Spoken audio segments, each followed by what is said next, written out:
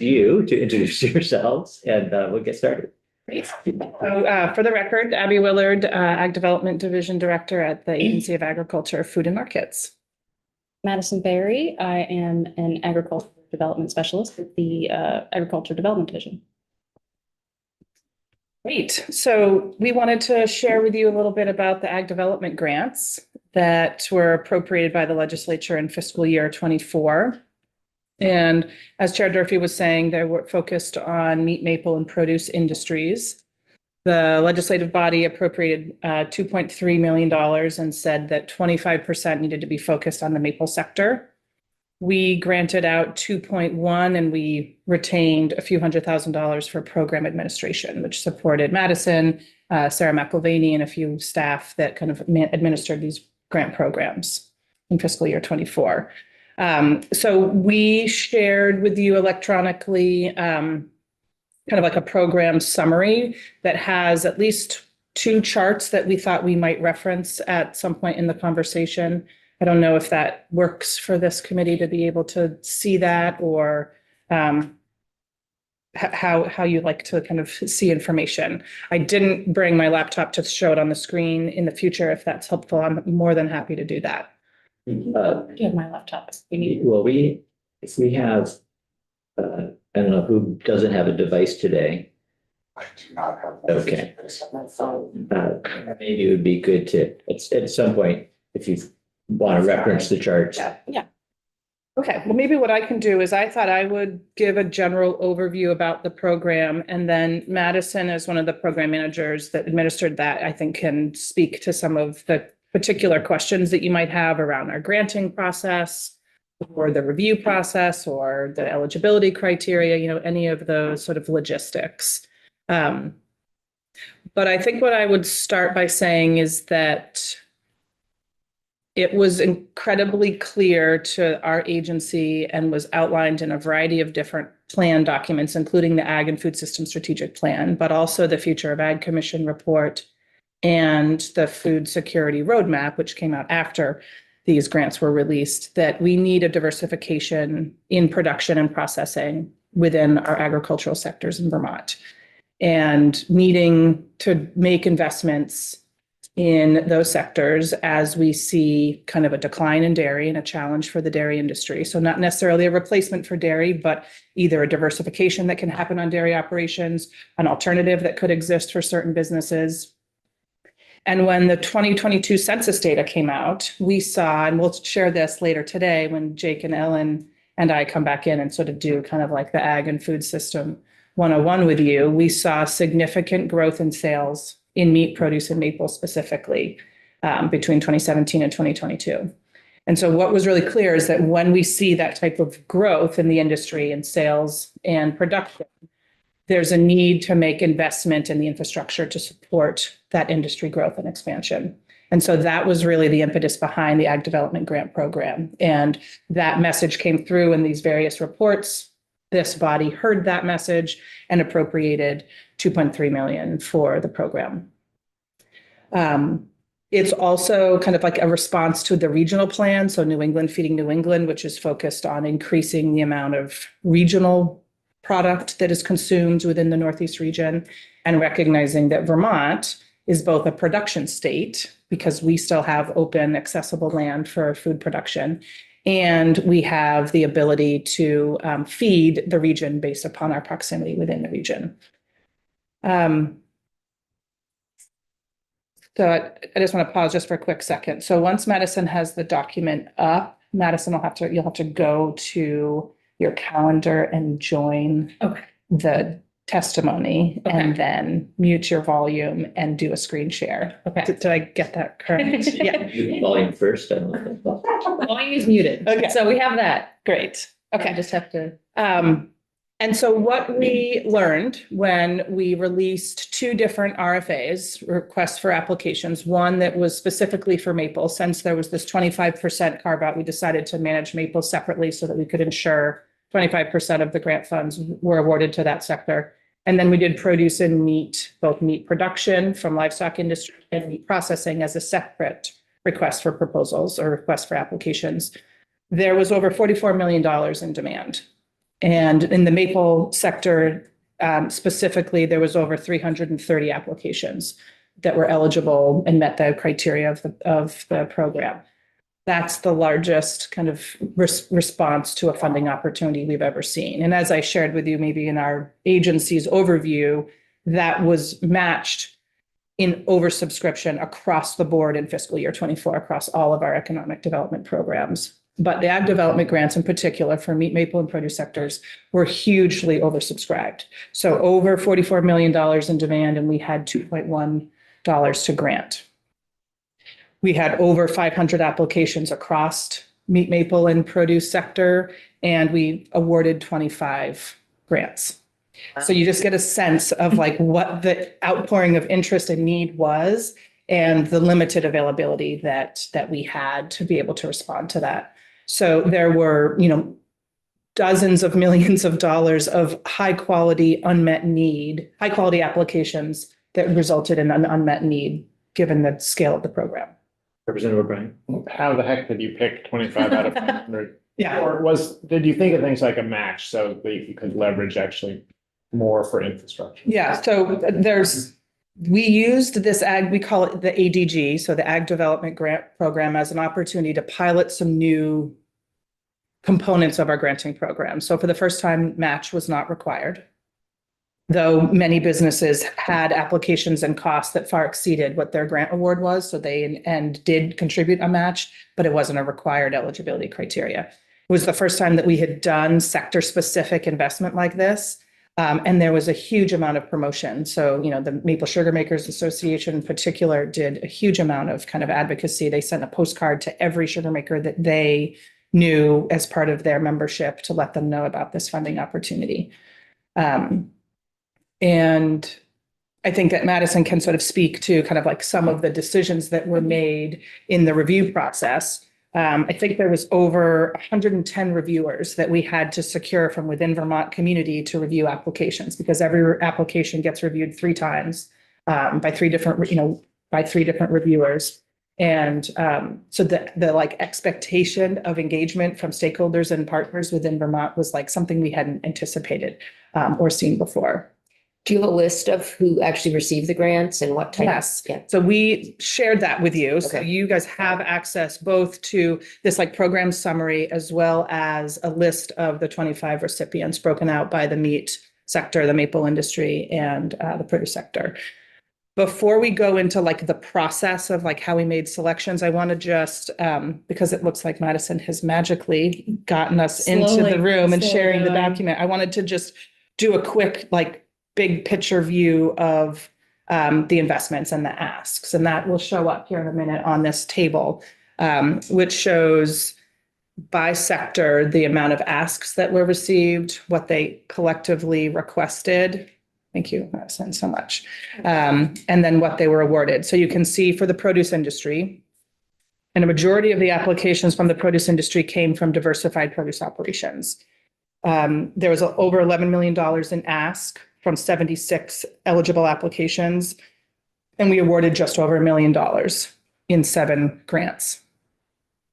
The common themes across all sectors that I'll just sort of share right now is that it was focused on processing capacity expansion, on storage capacity expansion, on infrastructure implementation, and equipment purchases. Particularly in produce, it was focused on like post-harvest infrastructure, so wash, pack, storage, which is not a surprise. Like we sort of know that historically the produce industry has been occupying aging infrastructure, and as they grow and reach new markets and maybe do less direct to consumer, or their markets expand and they start looking at wholesale in particular, they are needing more of that wash pack capacity. In the meat sector, we broke it out so that you could see both meat producers, so the livestock industry, versus meat processors, so folks that were doing slaughter and or processing. Most of the meat producer applications came from the beef industry, but not exclusively. And the combined contribution and investment in the meat sector was about $500,000. So meat producers submitted 11.1 million in requests, over 73 applications, and we made 3 grants totaling just over 118,000.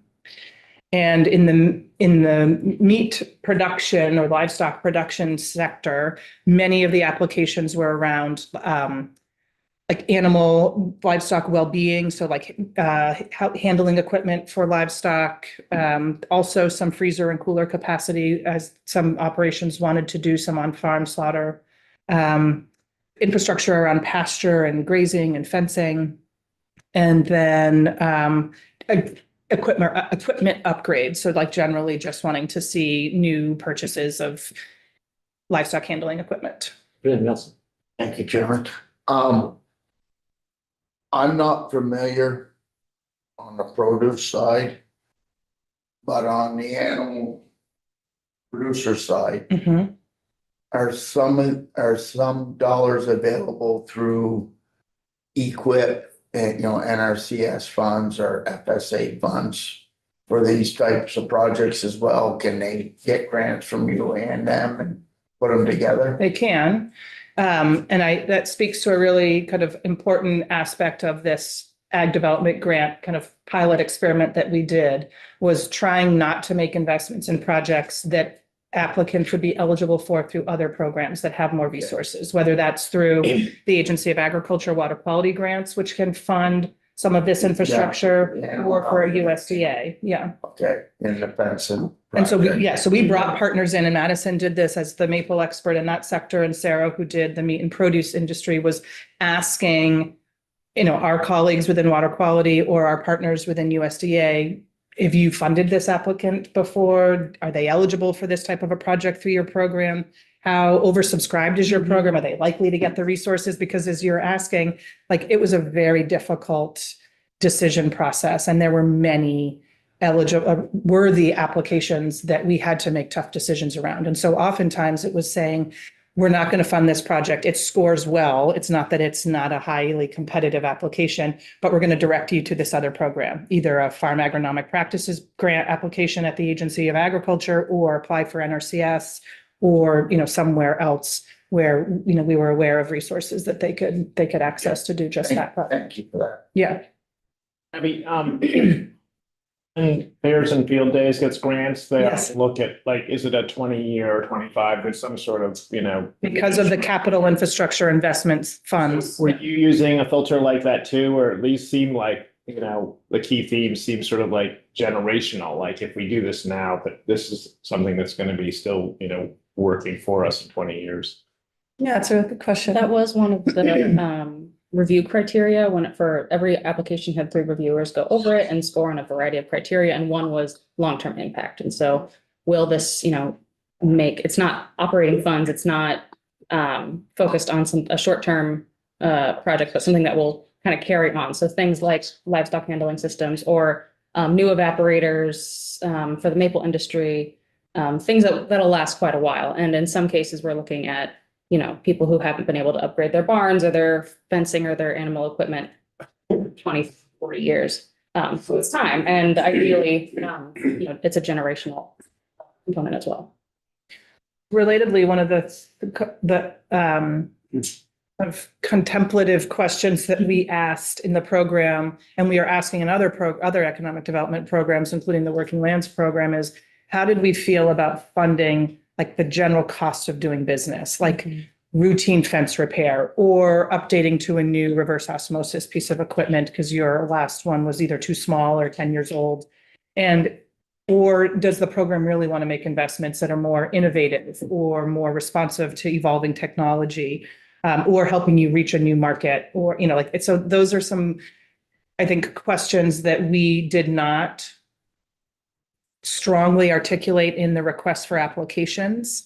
And going forward, I think that's one of our takeaways, is that this kind of demand is both shocking and frustrating for applicants to apply, put forth a good proposal, and given the amount of demand and resources available, not be awarded. And we spend a ton of administrative time within the agency and with our partners reviewing those applications.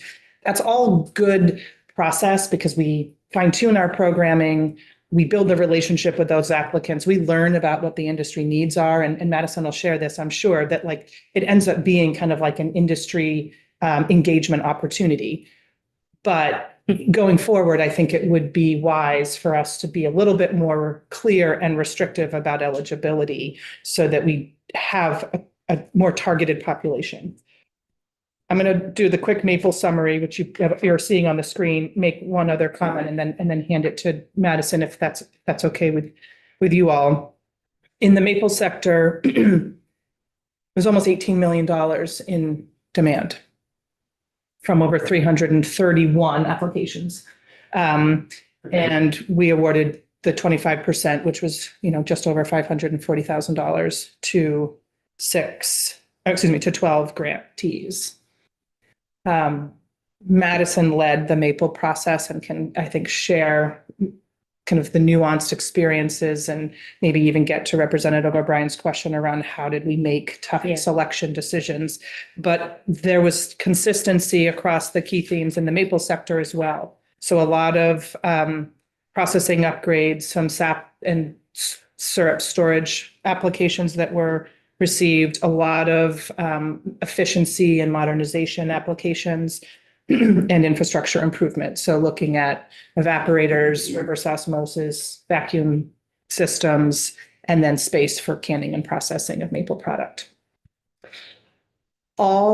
Majority of applications, over 90% of the applications, wanted to do something around production efficiency.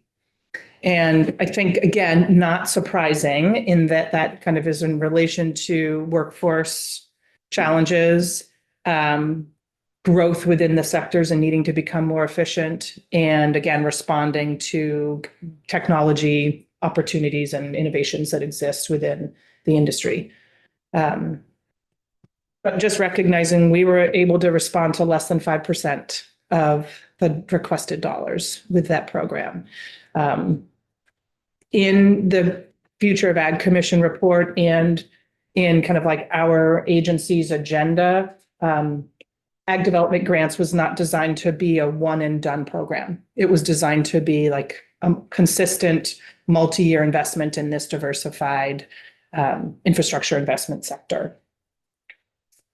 We did not receive an appropriation for the Ag Development Grants in fiscal year 25. Okay. We'll talk. Yeah, would it be helpful to hear a little bit about the grant process and the selection of reviewers? Do you have particular interest in some of the more nuanced parts of the program, or? How many reviewers altogether were there? 110. Across two, so meat and produce were together as one grant, and then Maple was a separate grant. And so you had to find those 110 people Yeah. from within the agency and others. Yeah, so agricultural development organizations, at least whenever I was looking for Maple reviewers, it was, people through VMSMA, Vermont Maple Sugar Makers Association, through UVM, through Maple programs out of Cornell and UMaine, plus a lot of very intrepid agency employees who were willing to take a stab at it. And reviewers who weren't employees of a stipend. They did not in this case. In some cases, not a lot of cases, but a number of cases, it can be part of their role. I do know that the Working Lands program now pays a stipend for their reviewers who do not receive funding for it through their job, but that was not something we had set up for this. Question for our maple sugar maker here. You hear of this and you apply? I did, yeah. Yeah, I actually applied for, well, we make maple syrup, we raise beef, and we have an apple farm. So I decided I did the meat and produce side. Okay. And I applied for 299,000. It worked out to just under 300,000 with the cap. And I went all in because there was no match. Yeah. Right. And because I mostly geared it toward the beef operation, which is not really profitable on its own. So I was thinking if I could receive some money for a couple, mostly for putting up 2 facilities on our farm, to be able to house them and get them to put on weight a little easier in the winter. You don't have any barns for herd right now. Yeah. That was my thinking, And it was okay that I didn't get it, obviously, there was nothing hinging on it. So, that's my experience on it. Which And you heard I can directly see from the why. agency, or you just knew from, how did you know? I did get, an email saying that I was not awarded. But at the beginning, how did you know that How did I hear all about three it? sectors were, up for grants? Well, I heard actually from a lady that works for CDL in Morrisville, a Maple company. Yeah. She told me about it initially. I guess how I heard, and I think I'd also seen an email about it. Mhm. Then when I just looked it up, I saw Yeah. what qualified. So, yeah, I mean, my takeaway from my experience, on it is that, without a match, it makes it, it's hard to tell what's the need and what's just an option for farms, right? Like, Yeah.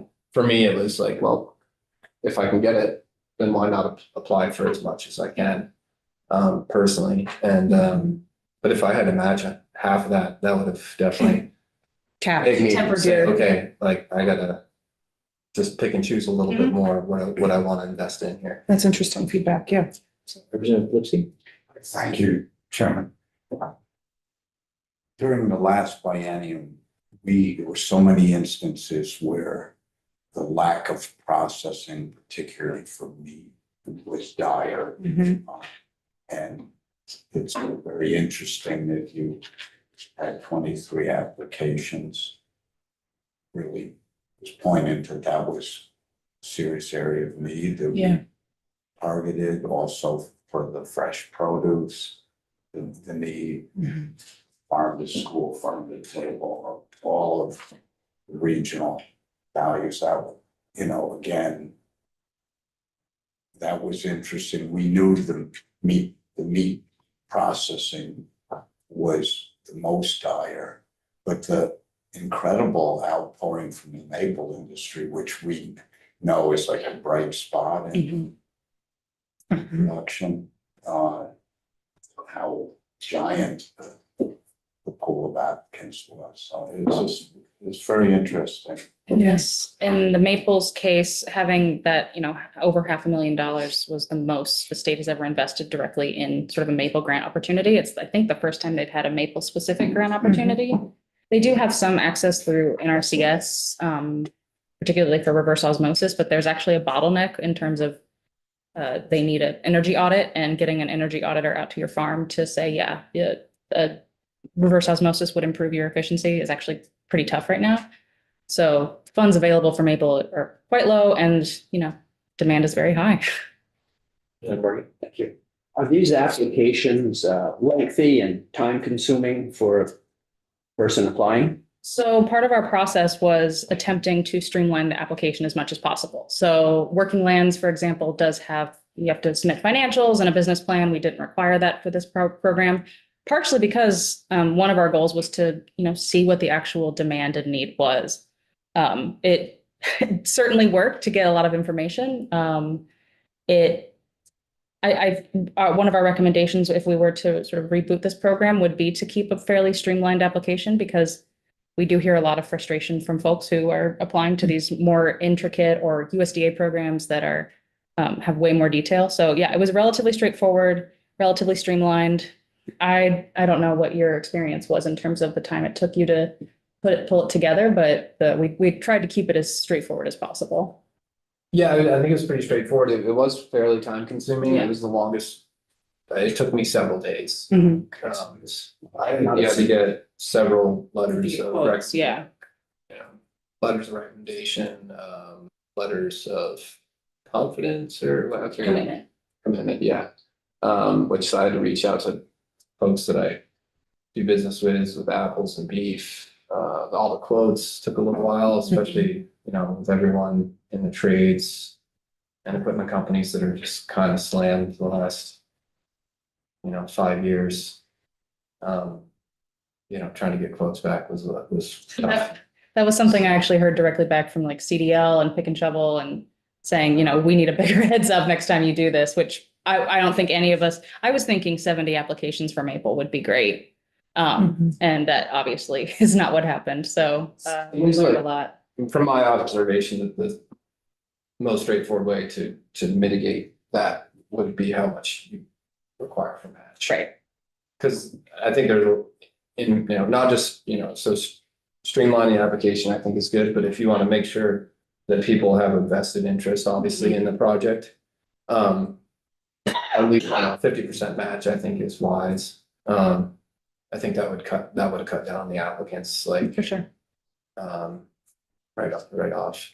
And the no match, like Abby said, was a little bit of a opportunity to identify how it would change the application process and demographic.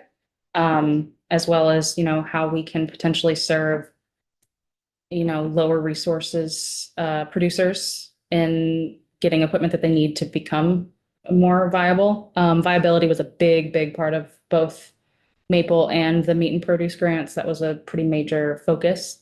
And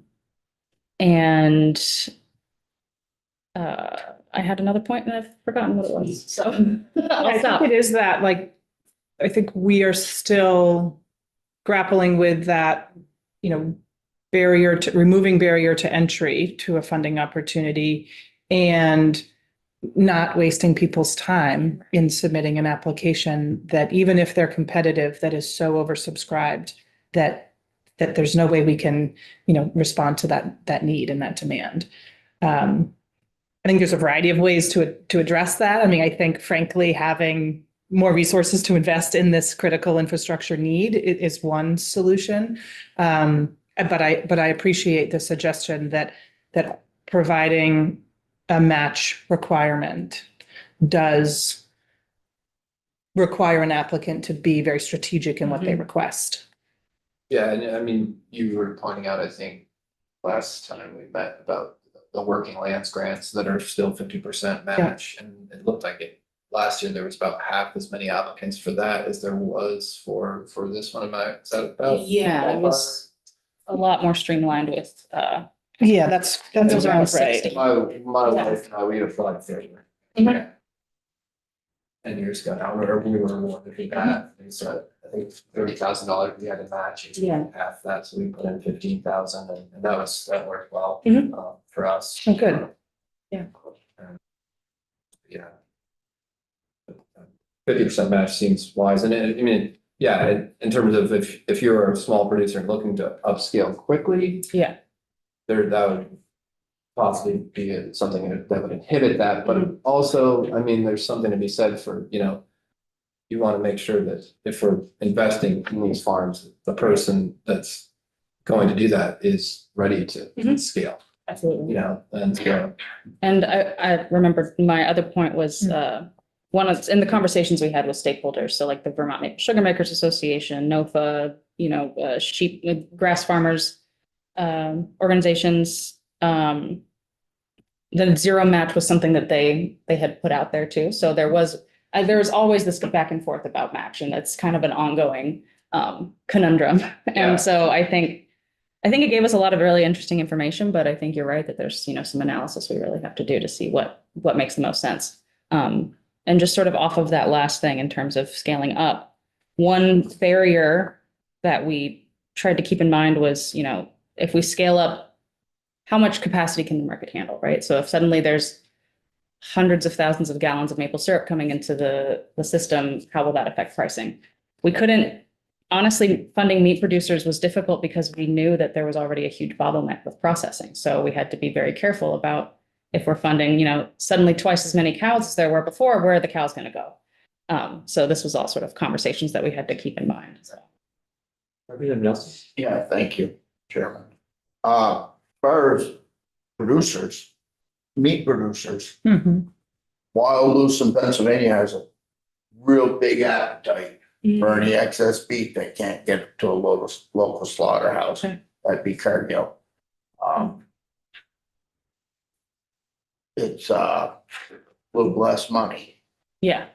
but it's a market, Mhm. and it stays in the US unless it creates prime and then it's shipped overseas or to high-end restaurants. The matching grant, the match part, I think, if you get a if you get a project that's $200,000 and you get $100,000, and you go to your bank and you say, this is the project I want to do. You know, if I'm awarded this grant for 50% of it, you know, and it has viability to the bankers, which is not unlike your process. Pretty good business model, I think, for farmers. In the dairy side, very few projects are funded at 100%. Correct. And the one thing though is that it's all farm and produce, you know, and maple and meat producer. It's, you know, it's all farming. And things happen, and it did to us last year. We received a grant to do through a project, and Abby called me up. She said, are you going ahead with this project? And we had a bad summer. We couldn't do it. And, you know, we returned it, you know, and she was able to use it somewhere else. And that's just the nature of it, farming. But, you know, you look at the amount of people that applied to Maple are no different than the rest of us farmers. They can't stand to put any money in the bank. You know, they're making money and they want to do something different and slicker and, you know, put the sensors on the pipeline so they're getting peak flow all the time or, you know, they got a chance to get an extra to grow their bush by 25%. Now their RO is, you know, not capacity big enough, or they need more storage. Because a guy is plowing rows for the town of Heinsberg and he's tapping 5,000 trees. So he's gonna have storage. So if he's gonna go plow roads, then he can come back and work all night and then go plow roads again at 4 a.m. And these are real life deals.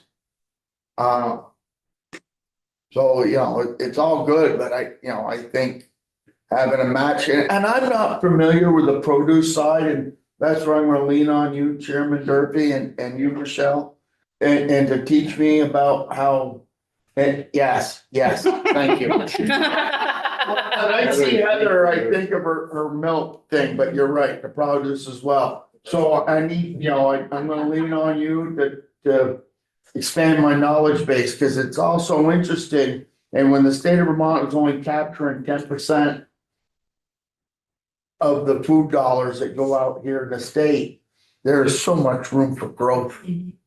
So much room for growth. I don't know if we'll ever get into the bananas and oranges, but you know, there's room for growth. All right, I'll stop ranting. Thank you. Well, one more question, then we'll let the presenters. Okay. This is something that we're open for Q&A. Yeah, for sure. whatever. Just quickly, did the applicants have to, have a certain legacy in those fields, or could, you be, I have 1,000 acres of maples and I want to build a sugar house. Would that be, Right. were they first timers? So startup operations were eligible, which is a relatively uncommon thing with state, with this particular agency funding. I would say, I know in Maple, we funded one startup that was a cooperative focused startup where he was, pulling from retired sugar makers and using their taps, but not forcing them to do the whole startup process, which was a sort of a model that we were interested in funding. I don't actually know as much about the produce and meat in terms of whether they funded a lot of startups, but I don't think they did. What we found was that though they were eligible, it was kind of a situation of viability. We felt really confident about the Maple cooperative that we funded because he had access to taps and expertise and had his own background in Maple as well. But in general, while we were excited about the idea of being able to fund startups, particularly because, the capacity is there, they weren't often as competitive as the other ones. I think that's accurate even in the meat and produce industry as well. The awards and the applications that we received were along a pretty full continuum of from small operations to quite large and established operations, but maybe not startups, so to speak. Yeah, for Maple, we got a ton of data from the Maple application process, which was great because we don't we didn't have a ton of it before. And it's stuff that we've shared with BMSMA and UVM Proctor so that they can work with it. But we had everything from 50 tap backyard operations to 150,000 taps. So it really covered the whole spectrum. One of the other ways that we attempted to kind of focus the funding opportunity and the request for applications was by requesting that applicants apply within 3 category areas. And we were looking at operational efficiency, climate resiliency, and kind of response to climate adaptation. And then the third was around food safety and food quality. And applicants in the maple sector could Mhm. select more than one, right? Yes, they could select more than one, but in meat and produce, they could only select one. So we have a slightly different data for each one. But operational efficiency was by far Mhm. kind of like where applicants sort of identified, the focus of their application and their kind of, even if it was their like all-in application request, it was really, there were some around climate adaptation and resiliency and a few that were around produce safety, more in the produce safety, food safety. Most of that food safety was in the produce applications that we received. And again, that was sort of related to that like wash pack line bit that again makes sense that you'd think of that as a food safety side. The money that came in for this, it was a federal grant opportunity, this federal. It was state. It was state. It was state. Yes. Okay, yeah, okay. And and what were the stipulations given to you for that? Yeah, the language was relatively simple in that that it was focused on the 3 sectors with 25% targeted towards the maple industry. The statute said it needed to be spent on grants or the administration of those grants.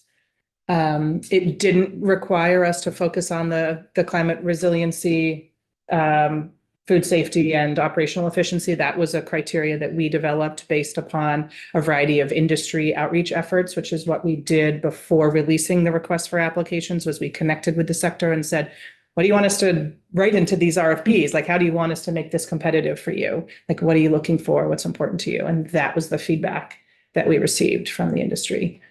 And I'm trying to remember if there was anything else. I think it was just that 25% And to be awarded, I think, in fiscal year 24. I mean, I think it was designed to be launched within that fiscal year. And all of the maple projects will be wrapping up at the end of this season, and then meat and produce, some of them go into 2026.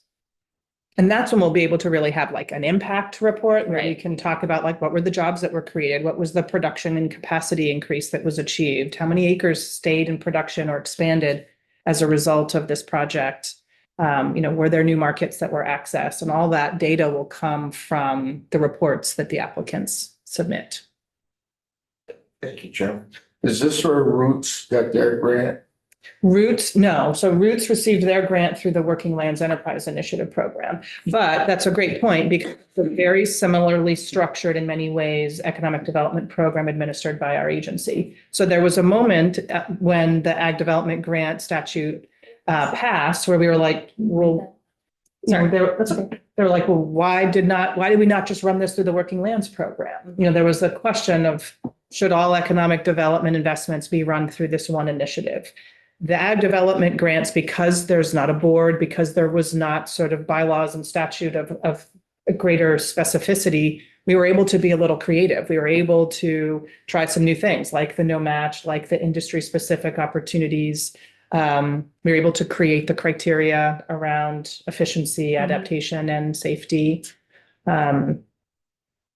But we were in close communication with the Working Lands team to ensure that if there were applicants that applied for both programs, which there were, we had to stagger the timelines and the release of the awardees or the denials so that people could make the appropriate decision of if they didn't get awarded through an Ag Development Grant, then they could accept their accept what might be an award through the Working Lands program or vice versa. Mm-hmm. So that's sort of what the team internally is sort of processing, is thinking about timelines and communication across programs. So Madison just put up this is, and again, you all have this list. So this is the by sector, the 25 grants that were awarded. There's one edit that I would offer. So Crossroads Farm is showing up, under meat, and it's a produce operation. So just as you're reading that, imagine that it's in the different category. But yeah, so these are the grantees. They're distributed across the state. It was not concentrated in, one or two counties or just in, our highest ag counties. And that was one of the, part of the review process was we had the initial applications read by 3 reviewers, and then we had an internal process where we discussed, a certain cutoff, basically anyone who scored 90 above, or whatever it made sense for the particular group of applicants. And then we, incorporated a lot of things that weren't necessarily direct scoring opportunities into our decision-making process. And one of them was distribution of grants. We wanted to make sure we were offering opportunities to qualified grantee or qualified applicants kind of across the state as much as we could. Just some little fun information is that our average score for, pretty much the same in maple and in meat and produce was around 78. And if you think about Out of 100. out of 100, yeah. And if you think about anyone who scored the average or above, in maple, we had 9.2 million of unmet need, and in meat and produce, it was around about the same amount, I believe. So there was just a lot of very, very qualified applications who had quite a bit of stated need. When we look at the demand for this, you probably can't even talk about it. I just want to know within the agency, if like ag development really lobbied for this to become, a perennial based type of situation, or the agency lobbied the administration saying, look at the success of this, we need to do this every year. And is it something, that you would like this committee and Senate Ag to maybe lobby for too? Yeah, that's a difficult question for us to exactly answer, but as I think I said, the vision was that this would not be a one-time program, that this would be a consistently available resource for these growing and diversified sectors to be able to tap into and apply for and receive funds over multiple years. One, because there's such oversubscription. So for us to be able to respond to that, 10 to 20 plus $1 million of high quality application demand, we'll need additional and ongoing support for the program. One of the things that we've learned through the Working Lands program as an economic development opportunity is that if you launch a program once and then it disappears, the industry doesn't kind of like build that into their annual cycle and be planning for, I always know that in November I need to write my Working Lands application, or, every year we would love for that same kind of like perennial kind of scheduling to happen around these meat, maple, and produce industry specific opportunities that businesses can count upon it and they can plan for it. And again, that doesn't mean that they're going to get it every year, obviously. And, that requires a business to make some pivots and different choices. But yeah, the idea could be, ideally, this would be a perennially available, or at least, I think we have done, and Jake and Ellen and I will talk about that this afternoon, but like there was a research done to look at what are the infrastructure investment needs within various sectors. And I think within the produce sector alone, it's over $44 million of identified infrastructure kind of opportunity or need.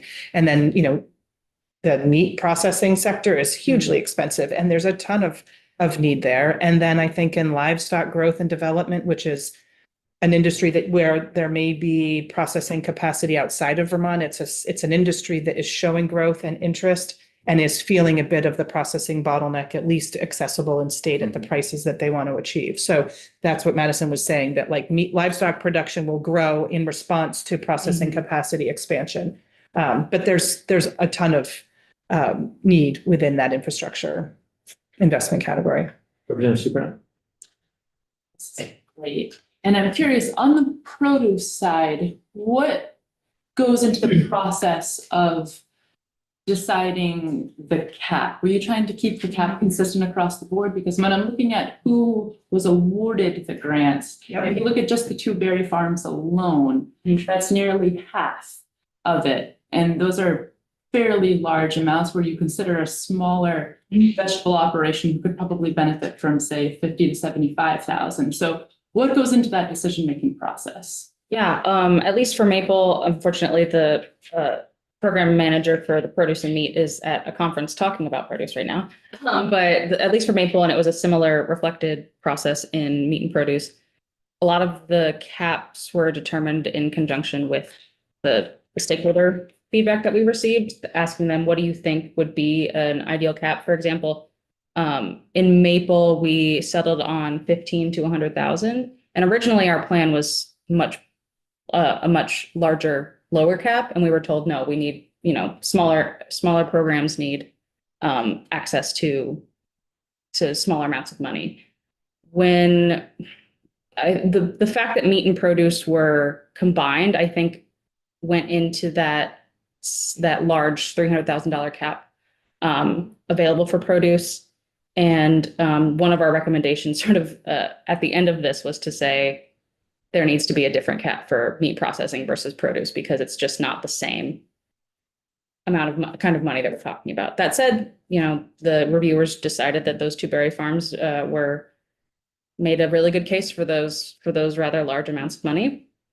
And I don't know if you have any more.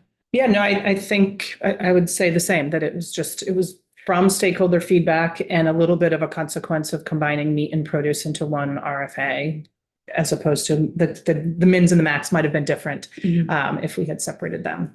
And so a recommendation for if we were to do this again would be to have 4 separate funding opportunities, one for meat processing, one for livestock production, one for produce, and one for maple. It's administratively heavier to be able to run 4 different funding opportunities, but we could run them at different times of the year and keep them independent and really be able to compare, apples to apples in those reviews. And in terms of reviewing the applications, it was essentially 2 separate applications for meat and produce at the end anyway. She had to run 2 different review committees because we had 2 different realms of expertise, et cetera. So it wouldn't be as big of a leap, I think, as it looks like on paper. And within that pool of applicants for produce that was roughly 73 or 70s, do you know how many were smaller scale operations that were solely vegetable based, medium scale, or do you have those? It's a good I question. do have that information. Just let me find it amongst my many papers. We do, I can share this while maybe Madison is looking. Oh, yep. So 45 were of the applications, of 172 total applications received, 42 applications came from diversified operations, 19 were from orchards, which was both fruit, vine fruit and bush fruit. 6 were mushroom operations, 3 were monoculture vegetable operations, and 3 were applying for value added produce processing only, not for production requests. Doesn't exactly answer your question around business size, but we can get that information because we have that. Or requested amounts based on what those 45 applicants were saying, what that average range was. Right. That would be really helpful. Yeah, by sector. Okay, yeah, we can definitely do that. Thank you. Yeah, I was just gonna add, one of the ones that's listed as a berry farm is in my district, and they're not exclusively a berry farm. If you actually look, the grant wasn't even for berries, it was for apples. But they actually have an extensive vegetable business and they are a family business. So I think if you look beyond the name, I don't know what's considered a small business versus a big business, but I don't think that would count as a big business. And they do seasonally, they do different things, different times of the year. They do Christmas trees, they do wreaths, they do pumpkins, they do apples, they do berries. So this grant was for apples, but it is a family business that it has a diversified model, including produce. Great. Thank you. I just want to second Heather, Vice Chair's question. We've taken so much testimony in the last few years here from a sector who's struggling for access to start a small farm, to produce. It's not the same infrastructure, the years it takes to develop an orchard, sugar bush. But there is a strong desire and need for young farmers. They may need 3 acres, they may need 10 acres. But there's a backlog of passion and dedication that we've received testimony that I think they should be a larger, more inclusive or some category to respond to that segment. They will be producing produce that will be consumed locally in Vermont. And I think they're a very important growth sector and a demographic that is needed. These are not the aging out Right. farms that are transferring. So Yeah, I really I just appreciate wanna- that. put an exclamation point on that. Yeah, concern. I had think two responses. One, another one-time appropriation that was supported by this body and by the legislature was the passage of the Small Farm Diversification and Transition Program. And we'd be happy to come in and talk about the investments that were made in that program, which had a very targeted, small farm designation for the entire funding opportunity. And we actually were able to take the $150,000 that was appropriated to that program, and we added another $30,000, which was from leftover funds that came from another appropriation, and we were able to respond to the outstanding demand that occurred in that program as well. So we could share more of the details about what that applicant pool looked like and investment projects were. And then my second thought was one of the other pieces that we could share and discuss would be, as of fiscal year 24, our agency our Ag Development Division has started to capture demographics from applicants so that we can look on a dashboard and we could do an interactive time with you and show you, and you can access it off of our publicly as well, but it's sort of like look at across a funding opportunity by size, what type of businesses applied or were awarded. And we could even just look at across all the demographics that we have for all applications within the economic development programs, how many were small, how many were women owned, how many were from, whatever sector. So there's some really great data that we're now able to suss out across programs that I think could be very fascinating to sort of play with a little bit. So if there's particular sectors or questions or demographics that you're interested in, we could even run some reports and share them with you. Yeah, thank you. I'm curious, because I know in the Working Lands grant that we received 10 years ago, a portion of it we put toward marketing. Yeah. To me, I see marketing as probably one of the most important things if the state is going to invest dollars in. Personally, I think to do it in that direction. Because if we can grow all the vegetables we want, if we don't have a place to sell it, right, then we just can't do it. So particularly in maple, we have a product that's really only made in this part of the world, right? So curious to know if there's opportunities there, what kind of what's going on in your agency in talking about those kind of things, like do we invest in the development of the product or look at the bottlenecks in getting it to the market, or do we look at how do we expand the market itself? Yeah. I don't Yeah, know, like great what point. kind of conversations are had there, and what are there opportunities to?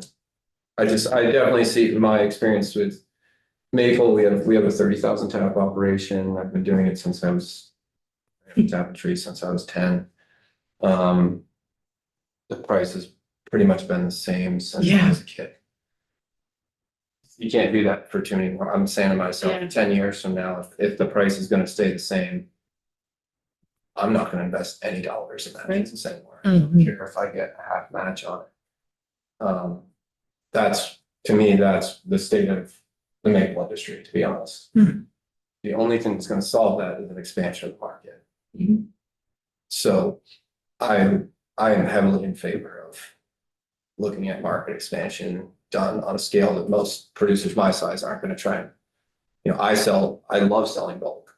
It frees me up to do something the rest of the year, but I would love to see, just a whole, I don't care if it's Canadian syrup, Vermont, New York, it doesn't matter. Mhm. We're all selling, it's kind of a little bit like dairy.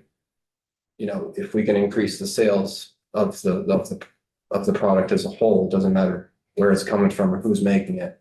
It's gonna help the whole industry, because we compete against, I mean, our price is set by the Federation. So if they sell more syrup, our price goes up. Right. If we sell more syrup, our price goes up. It's about essentially just selling more syrup. There's that, and then Yep. it's the maple side, you know, probably a little harder to do on with produce and beef, but in my mind, I'm thinking right away, you know, get people coming in from like Hunger Mountain Co-op to talk to us about. Because I'm sure they have all kinds of people that want to sell to them. I know we used to sell them eggs, you know, but there's like, you know, then you get 10 different farmers in the summertime who want to sell eggs to the co-op, and only, you know, they can only handle eggs from 5, you know. So you know, are there opportunities like Myers Produce, try to get another company started up and assisting them financially to go to New York, you know, or to DC even with Vermont-based products.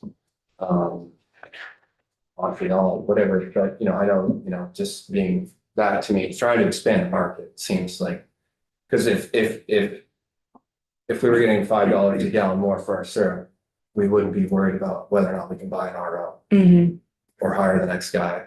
You know, so I know you have to set prices carefully because, you know, back in the early 2000s, the price went to $35 a gallon on syrup and everybody got into it. That's probably partly why the price has stayed the same ever since.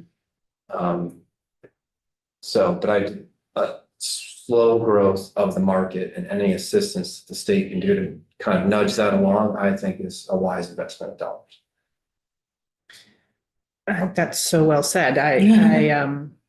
There's a variety of ways that our agency is engaged in market expansion and market access and marketing, which are kind of all 3 different little spears towards the same thing, which is just sort of helping businesses reach more customers and be more viable based upon being able to sell more product at a better price. So there's a variety of federal programs. There's one in particular that's focused on kind of customer engagement and marketing for maple, which Madison is engaged in, which comes to the U.S. Department of Agriculture, which is called the ACER funds. So we access those at the agency. Sometimes it's about kind of prominently displaying Vermont product in markets that are outside of Vermont. So whether that's at the Big E or at trade shows that we do, we often have had like a dairy exposition to be able to just highlight kind of market or Vermont products that are ready to really scale both nationally and even internationally. We provide trade show assistance grants to businesses to help them go to those events and market their own product and their own business. And then we make investments in the middle of the supply chain, which is like to support food hubs or distributors or cross-docking opportunities so that, again, if part of the market expansion is limited by trucks going to Boston or going to New York or making it all the way to Philadelphia, like that's part of some of the investments and the programs that our agency helps run.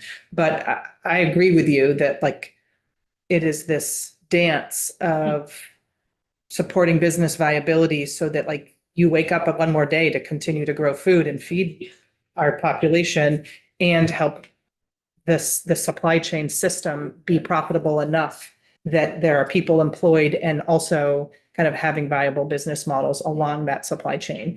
And I really feel like that's a lot of what we'll talk about with Jake and Ellen. And I'd love to just have kind of like this whole market expansion conversation and see what is it that we could do more of. I'm sure there's ideas that exist in this room from your expertise that could help guide alternative and additional ways that we could support market growth.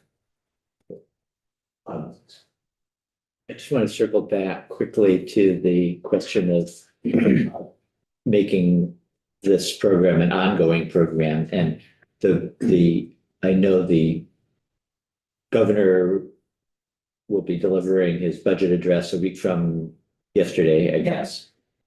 So then we'll all know what is in that budget, and that'll be a good starting point.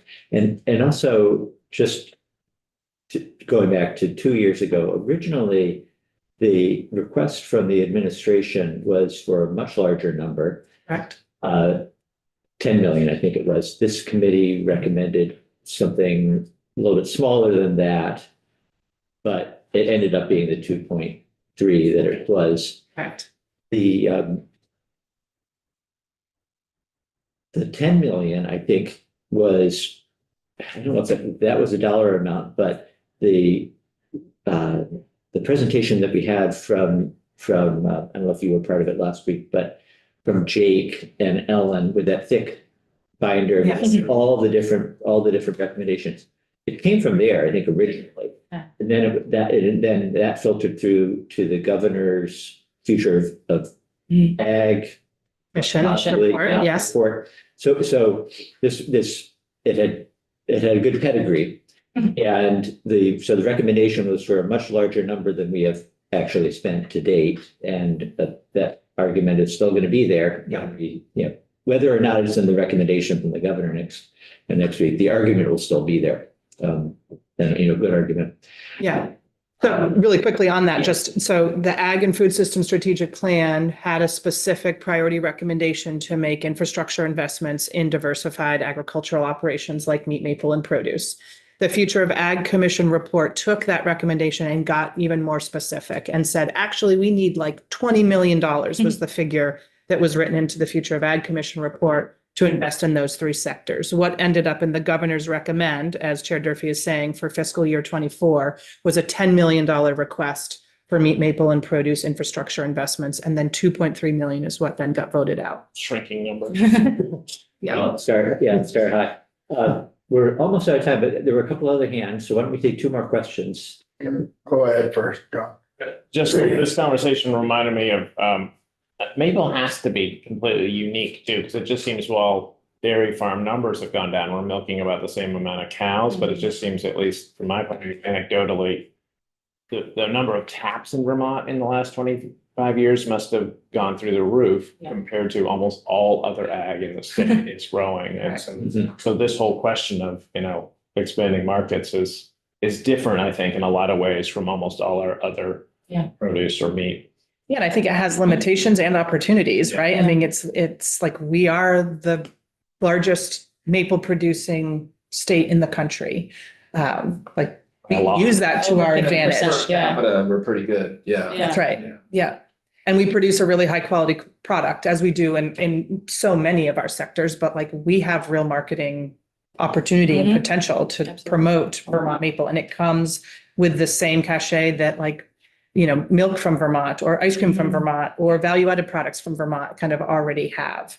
So there's so much potential there. There is this like Canadian kind of federation and, price setting that is a challenge and a complication, but a lot of, and I don't know if at some point, I think we could come back and share when you have more time, but there's a lot of effort and sort of just like getting Vermont maple into Texas where they make barbecue sauce, for example, or to Japan where they make a lot of sauces that they use an alternative to, a cane sugar derivative where they could use maple instead. So there's some really great conversations that are happening and efforts that are sort of like slow kind of market growth initiatives, particularly focused on maple because we produce a lot of it. It is a high grossing sale for Vermont's ag industry. And that's definitely something we funded a lot through a specialty crop block grant program that we get through the USDA. There's almost always a maple focus project. And then ACER grant. Yeah. We'll be sending people down to Dallas, Fort Worth. And also working with BMSMA to build a website for market access. So stuff down the pipe, but we can definitely, always use more money. All right, Richard, we'll give you the last. Marketing. When you grow up in the wholesale world, maple, dairy, and then you try to do something different, get into marketing, I'm lost. And that, kind of what Greg was saying, and, but we've got one of the largest markets in North America within 6 hours of us. You get that Boston, Connecticut, New York City, and it's all right there, and it's just, how do we?